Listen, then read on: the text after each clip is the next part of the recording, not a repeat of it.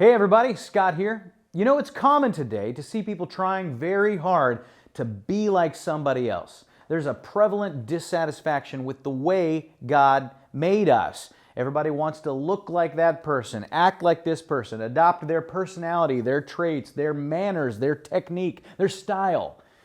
What is that all about? Even on social media, people present themselves very, very differently from how they are in reality. This can even happen in ministry circles. Various leaders in church, they just copy other leaders that are out there, frankly, because, well, they just want to be like them.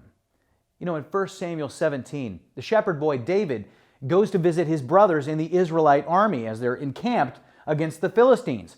When he gets there, he hears the taunts of the Philistine giant Goliath, mocking Israel's God. And it filters down through the ranks a word from King Saul.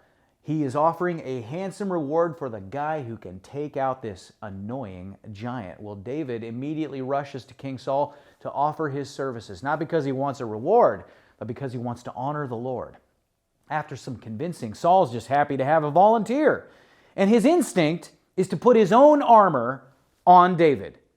David discovers it's too big, it's too heavy, I can barely move, and so he casts it off. Now, there are two very interesting things in that little interaction. First of all, Saul assumes the way to deal with this problem is to tap into his own flawed resources. David, by contrast, understands you can't fight a battle in another man's armor. Now, that's an important lesson for you and I. Oh, sure, we can learn from other people. We can learn from their example, their experiences. We can glean from their wisdom, but it is folly to assume that success is guaranteed by copying someone else's style. Everything we do in life must be driven by spiritual principle. Saul's armor wasn't just ill-fitting physically. It represented an ill-fitting philosophy. Nearly everything that Saul did was displeasing to God. Perhaps David recognized this and he ditched the armor. He says, I'm not going to fight man's way, I'm going to fight God's way. That's an important lesson for us all.